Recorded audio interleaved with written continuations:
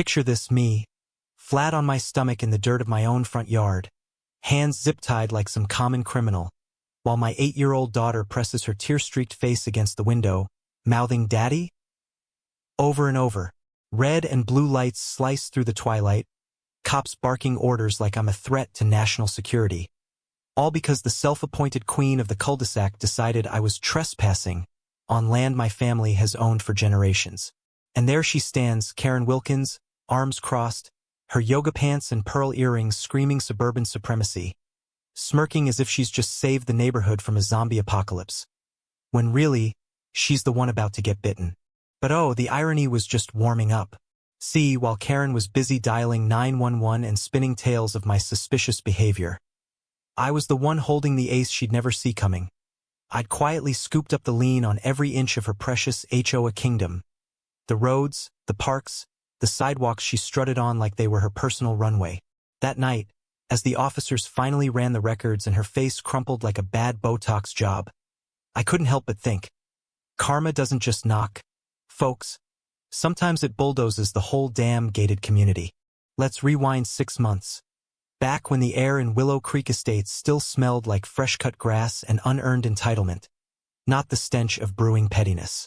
My name's Alex Thompson, a widowed dad scraping by in a world that doesn't give 2 cents for guys like me. My daughter, Mia, is 8 going on 80, smart as a whip, with her mom's curly hair and that stuffed elephant she clings to like it's the last piece of Sarah left on this earth. Sarah. God. Even saying her name still hits like a freight train. Breast cancer stole her from us 3 years back, fast and furious, leaving me with a mountain of bills, a heart full of holes, and a promise to keep our little slice of heaven intact for Mia. That slice? 15 acres of prime real estate my grandpa snagged after Korea, back when land was cheap and dreams were big. He built the old ranch-style house with his bare hands, peeling blue paint, creaky screen door, a backyard swing that sways in the breeze like it's whispering family secrets. We never touched the land during Sarah's treatments. Selling it would have felt like auctioning off our souls. Instead, I shuttered my auto repair shop in town, turned the garage into a home workshop, fixing engines, welding fences, whatever paid the bills without dragging Mia through more chaos. Our days were routine. Pancakes at dawn, school runs, homework battles, bedtime stories where I'd sneak in tales of Sarah's laugh to keep her alive in Mia's eyes. Simple? Yeah. But after the hell we'd been through, simple was sacred. Then the developers descended like locusts in luxury sedans. Willow Creek Estates sprouted up around us overnight. Cookie-cutter mansions with identical beige siding, manicured lawns that looked like they'd been ironed, and those god-awful live, laugh, love plaques glaring from every window. The HOA formed faster than you could say property values, turning what was once open fields into a fortress of rules. Our land? Smack in the middle, an island of gravel and grit amid their sea of artificial turf. Legally exempt, county records crystal clear. No covenants, no dues, no bowing to their clipboard tyrants. At first, it was almost amusing. Drive-bys from nosy newcomers, kids pointing at our rustic setup like we were a zoo exhibit. A few even dropped by with casserole dishes. All smiles until they realized we weren't one of them. Then the smiles faded, replaced by side-eye and whispers. Mia caught it first at the bus stop. Kids giggling about the weird farm guy who didn't mow his lawn to regulation height. "Dad, why do they stare?" she'd ask, her voice small. I'd ruffle her hair. "Because different scares some folks, kiddo. But we're good as gold." Enter Karen Wilkins, the HOA president who crowned herself before the ink dried on her mortgage. She rolled up in her gleaming black Escalade, 3 doors down from our fence line. Oversized sunglasses perched like a tiara. Lips painted in that aggressive nude shade that says, "I'm friendly, but cross me and I'll sue." Her first visit? No hello, no handshake. Just her scanning our yard like a health inspector at a greasy spoon. "You must be Alex," she cooed, voice dripping honeyed venom. "I've heard so much about this property." I wiped grease from my hands, nodding politely. "And you're Karen, right? HOA head honcho." She puffed up like a peacock. "President, actually. We're building a community here, standards, unity, you know? Your setup is causing some chatter. Mia peeked out from behind me, elephant in tow, but Karen's eyes slid right past her like she was invisible. Chatter, I echoed, keeping it light. We're not in your HOA, ma'am. This land's grandfathered. She waved a manicured hand. Oh, honey, everything touches our aesthetic. That truck? Those weeds? It's dragging us all down. Weeds? Mia's flower patch. The one we'd planted to remember Sarah. Daisies and sunflowers poking through like defiant middle fingers. Just flowers, Mia piped up softly. Karen finally glanced down, her smile tightening. Cute, but rules are rules for a reason. We'll chat soon. As she sauntered back to her SUV, clipboard swinging like a scepter, I felt the first chill. This wasn't neighborly advice. This was a declaration of war, wrapped in HOA legalese. The real fireworks kicked off on a lazy Sunday afternoon, the kind where the sun hangs low and lazy, turning everything golden. Mia and I were out back, knee-deep in dirt, expanding her mom's memorial garden, laughing as she dumped seeds willy-nilly, declaring each one a magic bean like in her storybooks. The crunch of tires on asphalt shattered the peace. Karen's Escalade pulled up sharp, like she'd rehearsed the dramatic entrance. Window down, she leaned out, sunglasses pushed up, eyes narrowed at our chaos. Alex, we need to talk. Now. No please, no preamble, just command, like I was her errand boy.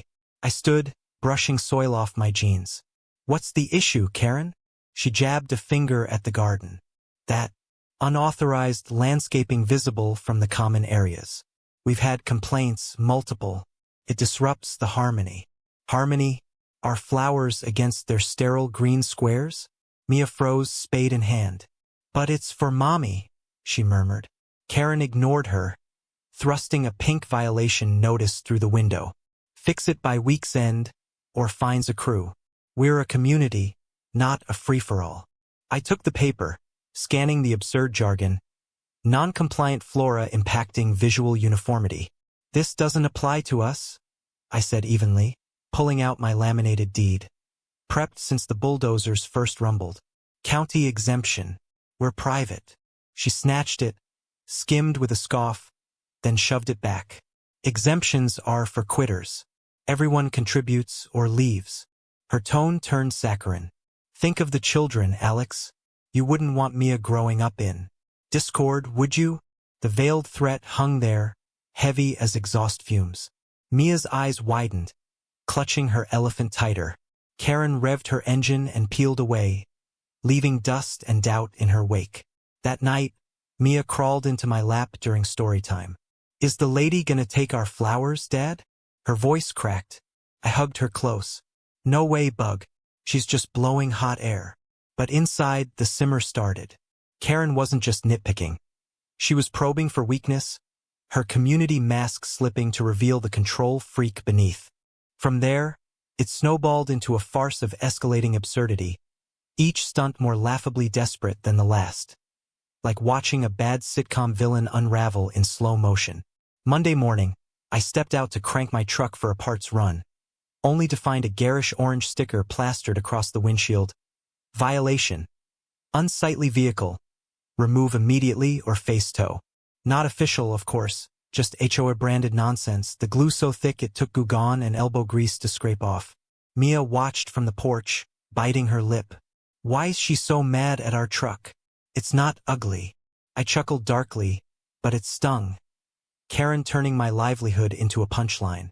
I peeled it off, tossed it in the trash, and drove on. But she wasn't done. Tuesday. A courtesy letter taped to the door. No postage, meaning she'd trespassed herself to deliver it. Non-approved structures. Barn and fence must conform to guidelines. Our barn, the one Grandpa built in '58. I crumpled it, but Mia found the scraps later, her brow furrowed.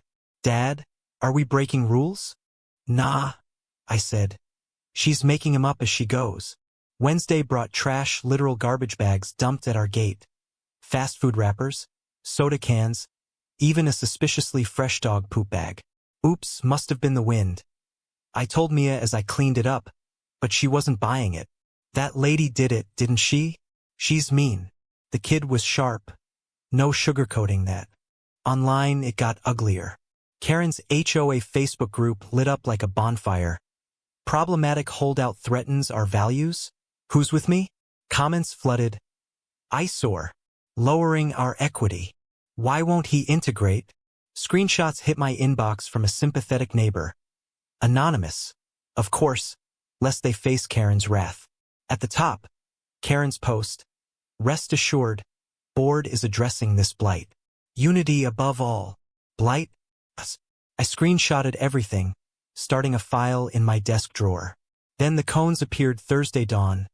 Bright traffic ones blocking our driveway. No permit, just passive-aggressive barriers. I hauled them aside, only to spot Karen across the street. Phone up, filming like a wannabe Spielberg. Vandalism, she yelped when I waved. I'll report this. Report what? Her own stupidity? Mia giggled nervously from the window. She's like a cartoon bad guy, Dad. Yeah, but cartoons don't hurt kids' feelings. The tipping point? Friday after school. Mia climbed into the truck, silent as a ghost. What's up, Bug? She burst into tears. Kids said we're squatters, that our house is stolen land, and we're gonna get kicked out. My blood boiled. Karen's poison seeping into the playground, twisting facts to bully a child. I pulled over, held her as she sobbed.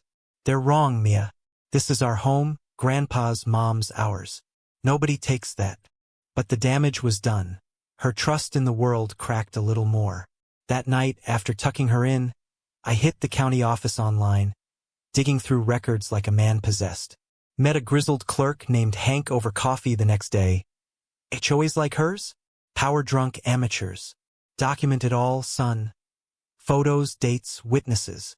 Called my buddy Jake, a paralegal from my shop days. Fight dirty? Nah, fight legal. Liens, surveys. Hit M where it hurts. So I did. Nights blurred into maps, deeds, old plats. And then, jackpot. The development's common areas, roads, parks, were under a massive lien for unpaid contractor fees, hidden in fine print. Karen's empire was built on borrowed time, and the auction loomed. I cashed in savings, refinanced quietly, bought that lien for pennies on the dollar. All while Karen ramped up her circus. Fake code complaints to the city, bounce back. Anonymous calls to child services hinting at neglect, laughed off by the investigator who saw our happy home. Each move, more Mia my fuel, her preaching community while sowing division, her standards masking sheer spite. The pressure cooker hissed louder, Karen's facade cracking under her own weight, her moves turning from sly to sloppy, ripe for satire. She called an emergency HOA meeting at the clubhouse, a glorified shed with plastic chairs and bad coffee. I wasn't invited, but word leaked. That outsider's defiance is tanking our resale values, she ranted. Per recording slipped under my door. We must unite. Fines, liens, whatever it takes. Liens? Oh, the delicious hypocrisy. Neighbors murmured. Some nodded blindly. Others shifted uncomfortably. Mia overheard whispers at the park. Your dad's trouble, huh? She came home defiant. I told them you're the good guy. Pride swelled, but so did resolve. Karen doubled down. Slapped a no trespassing sign on our shared fence line, as if she owned the air we breathed. This is war, she hissed one evening, catching me watering the garden. You'll regret not complying. I smiled mildly. War over daisies? That's a new low, even for you. Her eyes flashed, ego bruised, control slipping. Then the big one. She petitioned the county for eminent domain, claiming our blight harmed public interest.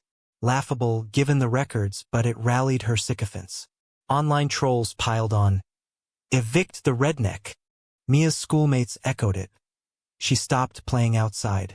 I documented obsessively, cameras up, logs meticulous. Dug deeper. Discovered Karen had skimmed HOA funds for personal expenses.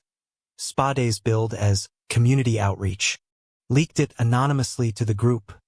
Chaos ensued. Is this true? Posts demanded. Karen's response?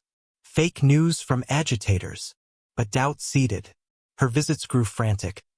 Banging on my door at dusk. Sign the covenant or else. Mia hid upstairs. I recorded every word. Else what, Karen? More stickers. Her face purpled. You'll see. I'm protecting our way of life. Way of life. Her gated bubble of faux perfection, where diversity meant varying shades of beige. The satire wrote itself, her protection, exposing her as the neighborhood's true parasite. Whispers turned to roars. Neighbors split like fault lines. One, a quiet accountant named Tom, knocked late one night. She's out of control. Half the board wants her gone. I nodded. Truth has a way of surfacing. Karen's paranoia peaked, accusing dissenters of collusion in manic emails. Mia, sensing the tide, asked, Is she scared now, Dad? Bullies always are, when the mask slips. The lien auction notice dropped publicly. Karen spun it as routine maintenance. But I was ready. Funds transferred, papers ironclad. Her final jab? Calling cops on me for loitering in my own yard. That's when it boiled over. Officers arrived, her pointing wildly. He's a squatter. Arrest him. Mia watched, terrified. Cuffs clicked. Humiliation burned. But as they ran checks, my lien popped, proving I owned the ground they stood on. Karen's smirk vanished. Impossible. Officer. Ma'am, you're the one trespassing. The hilarity? Her sputtering excuses. But standards. As they uncuffed me, satisfaction surged. Not vengeance, but justice's sweet, ironic twist. The courthouse buzzed like a hornet's nest that fateful morning, air thick with anticipation. Every seat crammed with gawkers, reporters, and neighbors nursing grudges or popcorn. Karen swept in like royalty. Tailored blazer, heels clicking authority, entourage in tow. Jittery board members and a slick lawyer clutching a briefcase like a shield. She spotted me in the back row, sneered. This farce ends today, Alex. You'll crawl back to your hovel. I met her gaze calmly. We'll see about hovels. The auctioneer, a no-nonsense vet with a voice like gravel, banged the gavel. Auction for Willow Creek Common Lands lien, starting at $215,000. Murmurs rippled. Karen stood first, lawyer thrusting docs. HOA bids to secure our assets. Applause from her loyalists. Then me, folder out, lien assignment stamped. Auctioneer nodded. Qualified. Karen's eyes bulged. He can't. He's not one of us. I raised my hand. Credit bid. Gasps echoed. Her lawyer stammered. Objection. Manipulation. Auctioneer. Overruled. Lien holder privilege. Karen's poise shattered. This is theft. I built this community. Voices rose from the crowd. You embezzled dues. Lied about funds. Neighbors she'd bullied turned, holding printouts. No vote for this bid. Karen whirled. Silence. I decide. But the room erupted. Filming, shouting, her empire crumbling in real time. Auctioneer. Competing bids? Karen thrust. $250,000. But no proof. Disqualified. She begged. Wait. This man destroys everything. Irony peaked. The destroyer pleading. Gavel fell. Sold to the lien holder. Cheers mixed with booze. Karen wailed. Not fair. It's mine. I stood, voice steady. Actually, Karen, you just called the cops on your new landlord. Her tears flowed. Mascara streaking, the queen dethroned. Cameras captured every sob. Her power exposed as petty delusion. As I walked out, reporters swarmed, but I slipped away. Victory wasn't spectacle. It was the quiet reclaim. In the aftermath, Willow Creek exhaled, the suffocating rules dissolving like sugar in rain. I dissolved the HOA within days, no fines, no mandates, just a voluntary group for potlucks and park cleanups. Neighbors trickled by, apologies baked into pies, notes of regret. We followed blindly, one said. I nodded. Fear does that. Mia's garden bloomed unchecked. Kids played freely, no whispers of squatters. We started a fund in Sarah's name, Medical aid for locals. First check $8,000. At our first casual meetup, folks shared stories. Karen's reign of terror unveiled in full, fake fines, favoritism. Laughter bubbled, dark and cathartic. Remember her aesthetic patrols? Mia planted more seeds, neighbors joining, turning conflict soil into community. Evenings, we'd sit on the swing, Mia chattering, "No more mean lady? Gone for good." Peace settled, hard-won and sweet. Karen vanished to some condo, her empire a punchline. Land remembers protectors, not posers. We rebuilt better, roots deeper, bonds real.